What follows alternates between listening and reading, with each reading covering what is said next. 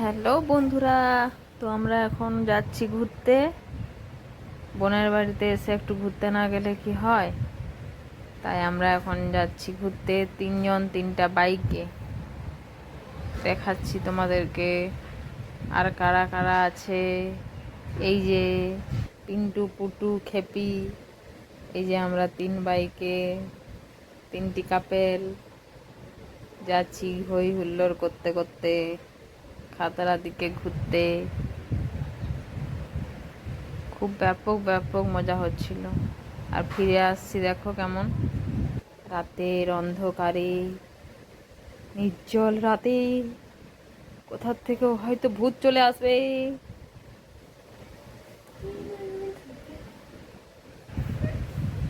দেখো চারদিকটা কেমন অন্ধকার, এত ভয় লাগছিল, বাবা রে। মনে হচ্ছিল এই মনে হয় ভূতটা চলে এলো, এই মনে হয় কেউ ছিনতাই করতে চলে এলো।